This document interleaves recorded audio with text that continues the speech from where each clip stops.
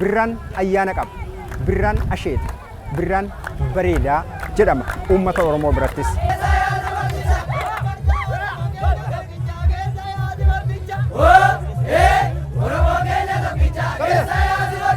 Egaa nutis tuuta miidiyaa Adaamaa Broadcasting Service waliin ta'uudhaan sirna tapha duudhaa goobee fi shinooyyee bulchiinsa magaalaa Adaamaa keessatti qeerroo fi qarreewwan magaalichaa gaggeessan isin biraan ga'aa isinii wajjiniin turtii kan taasifnu ta'a.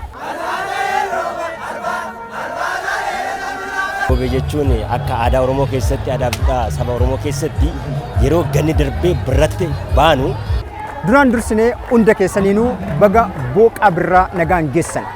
Ani guyyaa dhaloota kiyya natti fakkaata. Akatika tubuloni Yegazirana godeeto. Egaa birraan waa hunda qaba. Birraan asheeta. Birraan bareeda. Yoo birraan bari'u ammoo habaaboon ni dhooti. Akkasuma ammoo magariifni birraadhaa akkaan namatti tola. Dacheen jiidhee baay'ee bareeda. Kan argamnu bulchiinsa magaalaa Adaamaa keessatti. Egaa bulchiinsa magaalaa Adaamaa keessatti duudhaan tapha goobee fi shinooyyee eegaleeti kan inni jiru. Nutis achitti argamna. Egaa goobee fi shinooyyeen qarree fi qeerroowwaniin yookaan ammoo dargaggootaan kan sirbamu yoo ta'u yeroo hundumaa abdii barii birraa ganna keessaa yookaan immoo bacaqii gannaa keessaa gara booqaa birraatti tarkaanfachuu kan agarsiisuu fi yeroo tapha dargaggeessaa qeerroo fi qarreen wal barbaadan wajjiniin taphatan walumaa galatti abdii guddaa fuuldura jiru kan agarsiisudha. Egaa nutis duudhaa fi tapha goobee gidduu gidduudhaan isin biraan ga'aa isin dhageessisaa goobeen maal jechuudha akka ta'e akkasuma immoo duudhaan tapha goobeedhaa maal waan jedhu ammoo dargaggoota sirna tapha goobee yookaan immoo duudhaa tapha goobee kanarratti argaman dubbisaa isinii waliin turtii taasifna. Isinis nu duukaa bu'aa.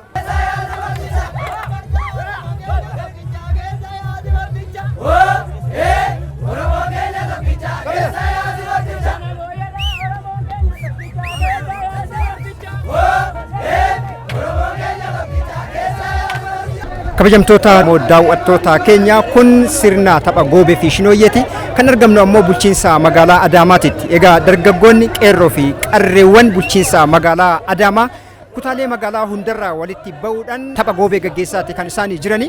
Dargaggoota babbareedoo bifa kanaan bareedanii uffatan gidduutti kan nuti argamnu. Egaa goobeen maali? Eenyuun sirbama? Yeroo akkamii sirbama waan jedhuuf immoo isaanii waliin turtii taasifna. Goobeen kun dargaggootaaf hiikoo akkamii qaba? Hiikoo akkamiitu isiniif qabame? Goobee jechuun akka aadaa Oromoo keessatti aadaa saba Oromoo keessatti yeroo ganni darbee birratti baanu dargaggeettiin goobee taphatu, dubartoonni shinooyyee taphatu, dargaggeessi immoo goobee taphataa jechuudha. Kana jechuun ganna darbee fi birraa dhufu leellisuu jechuudha. Aadaa Oromoo keessatti uummanni Oromoo aadaa qaba jechuudha. Aadaadhuma jiini achi deemuun, aadaadhuma waqtiin qayyaramuun sirna keenyaa fi duudhaa keenya yeroo itti mul'isnu jechuudha. Yeroo kana dargaggeessi shubbisee sirbee nyaatee dhugee taphataa jechuudha guyyaa hundaa. Kana jechuun barri kun guyyoonni shanan kun seenaa qaba jechuudha. Akka aadaa Oromoo keessatti sirna kana keessatti guyyoota kanneen bifa adda ta'een dargaggeessi akkana dhiichisee kabajee bareedee taphataa jechuudha. Taphataa yeroo akkamitti taphatama? Eeyyanii dhugaadhaa jalqaba baga gammanneenna aadaa keenya kalee kan dhokate ifatti baafnee ifatti mul'ifnee bifa kanaan mul'achuun isaa baay'ee tokko bareeda.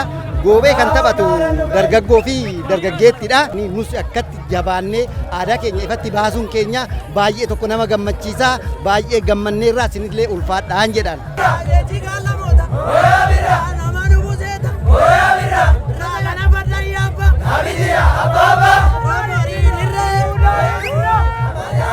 Egaa kanarratti nutis dargaggoota hedduu wajjiniin kan nuti argamnu. Egaa waqtiin kun birraadha. Birraan immoo qananiidha. Dhimma kanaan wal qabatee keessumaa dargaggoota wajjin turtii taasifna. Birraan isiniif maali dura? Birraan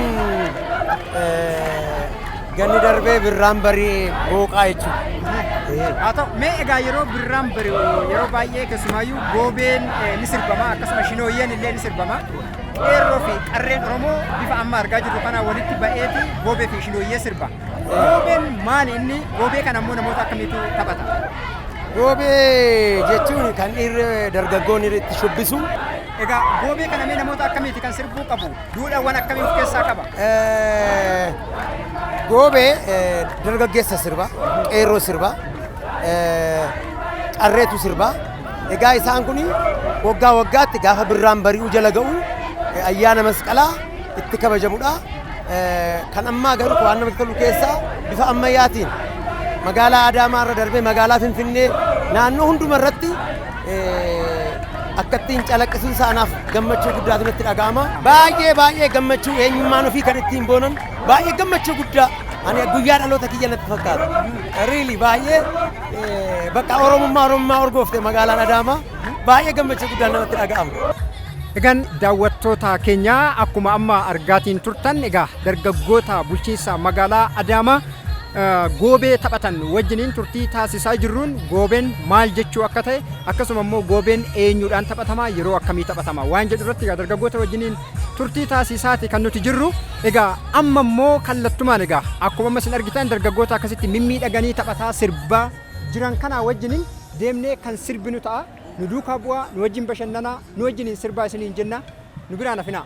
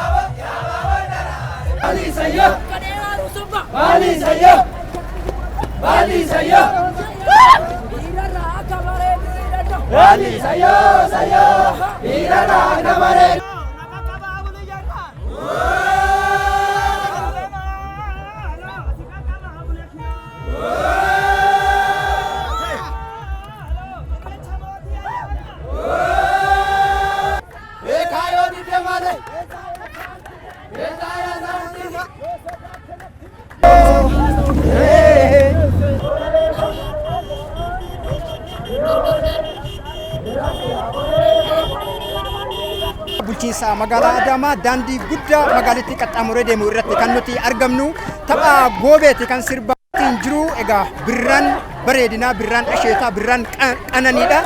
Goobeenis keessumaayyuu birraa barii simachuudhaaf kan taphatamu duudhaa Oromoo keessatti isa beekamaadha. Egaa dargaggoota dubbisaati jirraa ammas dargaggoonni na cinatti argamu. Oliifan Girmaa itti gaafatamaa gurmuu dargaggoota bulchiinsa magaalaa Adaamaati. Egaa goobee jechuun maal jechuudha? Goobeen akkamitti sirbama? Eenyuun sirbama? Waan jedhu isaanii wajjin turtii taasifna ammas nu wajjin tura. Guyyaa har'aa kana yoo ilaaltan qeerroof qarreen karaa duudhaa aadaaf safuu isaa eeggateen bareeduudhaan miidhaguudhaan karaa sona qabuun aadaaf duudhaa isaa calaqqisiifachaa jira jechuudha. Kana keessatti qeerroof qarreen keenya simannaa bara haarattiif aadaaf duudhaa isaa calaqqisiifachaa jira. Kun immoo haaromsa aadaa keenya keessattis gahee guddaa taphata.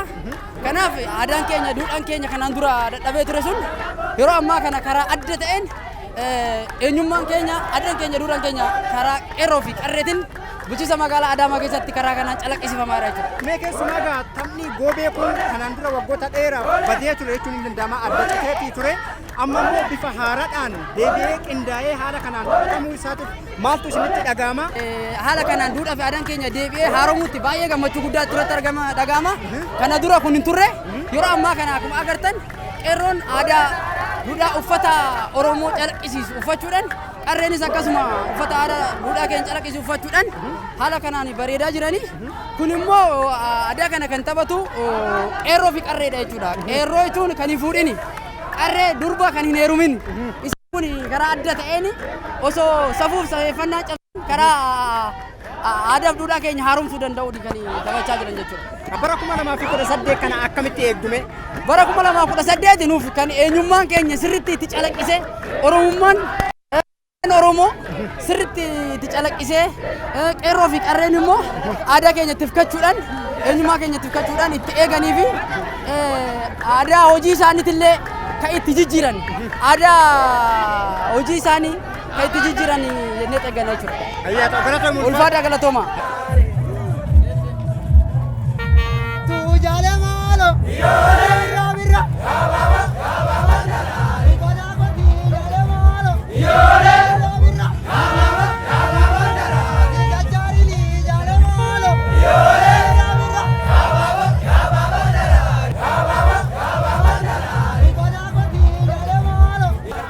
goobee maal jechuu akka ta'e isin biraan gahaa isin wajjiniin turtii taasisaatiin jirra. Sirbi goobee immoo kunoo qixa kanaan bareedeeti jira. Dargaggoonni shimala isaaniitiin faayamanii wayyaa aadaatiin faayamaniiti kan isaan sirbaatiin jiranii. Shamarranis yoo argitan kunoo qarreen Oromoodha. Wayyaa aadaa Oromootiin bareedanii qixa kanaan kan isaanii sirba shinooyyee fi goobee taphachaatiin jiranii. Egaa birraa gaarii birraa bareedaa isiniif haa ta'u. Barri 2018 ammoo bara milkii bara qananii bara badhaadhinaa akka isinii ta'u shakkii tokkollee hin qabnu. Ammas egaa sirba goobee sirbaa gidduudhaan immoo namoota affeeraa duudhaa goobee kan isin biraan geenyu ta'a. Nu wajjiniin tura.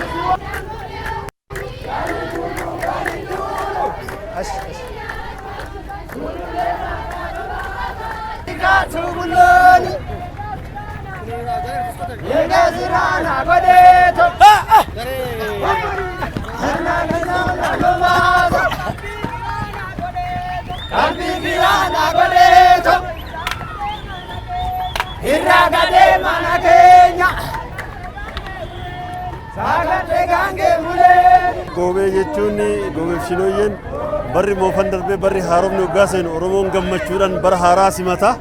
Aadaaf shinooyyeen durillee turee jira. Haa ta'uuti akkaataa kanaan ol bahee akkaataa guddummaa saba guddaa kan ittiin ibsuun hin turre. Har'a garuu sirni kun sirna diimokiraasii sirna sabaaf sablammoonni hundumtuu aadaaf duudhaa isaanii ittiin ol baafatan waan ta'eef kunooti har'a gammachuudhaan aadaaf duudhaan Oromoo bahee gurmaa karaa miidhagee sabaaf sablammoota ittiin gammachiisuun addunyaan illee ittiin gammaduu danda'uun sirbee uummata isaas gammachiisaa ofiifis shamarranis dargaggoonnis gammachuurra jiranii baay'ee namatti tola gammachuu guddaadha saba keenyaaf gammachuudha badhaadhina. Goobee kun waggoota dheeraaf addaan citee ture badee ture jechuun ni danda'ama. Yeroo dhiyyoon booda immoo keessumaayyuu mootummaan jijjiiramaa erga dhufees uummanni Oromoo duudhaa isaatti deebi'uu qaba yaadama jedhuun kan eegalee sirni kun deebi'ee lafaa ka'e. Keessumaa dargaggootaan deebi'ee lafaa ka'e maaltu isinitti dhaga'ama? Baay'ee gammachuu guddaadha qabna. Sirni kun sirni goobee fi shinooyyee kun kanaan dura ciccitee nama 4-5 ta'iidhaan kan deemudha. Maaliif sababiin isaa Oromoon haadaaf duudhaa isaa jibbee odoon ta'in sirni ture sun sirna Oromoodhaaf karaa kennu waan hin taaneef dhiibbatu ture. Karaa kanaan karaa dhoksaa akkasuma 4-5 ta'anii mandara keessatti dhiichisaa turanii har'a garuu sirni kun dhufuu isaatiin akkaatuma amma argitan kanaan dargaggoonni keenya gurmaa'ee goobee dur ture san haaromsee aadaa uummata kanaa uummata fuulduratti agarsiisee akkaataa kanaan dhiichisaa jira. Kun baay'ee gammachuudha. Fuulduraafis karaa kanaan itti fufa kana caalaa cimeeti kan itti fufu kana caalaa fooyya'eeti hammayyaa'eeti kan itti fufu jechuudha. Yeroo amma keessa jirrullee yerootti haaromsa aadaa keessa jirrudha. Haaromsa aadaa kana yoo haaromsinu akkaataa kanaan aadaa kaleecha dhiibbaadhaan karaarraa bade san akka inni bakkee isaatitti deebi'u. Gammachuun Oromoo kaleecha ture gara gaddaatitti jijjiirame sun immoo gara gammachuutitti akka inni dhufu aadaaf shinooyyeen goobeen kun uummata isaa gammachiisuudhaaf bahee akkaataa kanaan kan itti deemaa jiru ta'uu keenya jechuudha. Kanaaf barri haarofti kun immoo bara nagaa bara gammachuu bara badhaadhinaa isiniif haa ta'u. Gatuma ulfaadha. Ulfaadha. Boolerraa yaa bishaan boolerraa. Boolerraa yaa bishaan boolerraa. Akatika tubuloni. Yega zirana godee.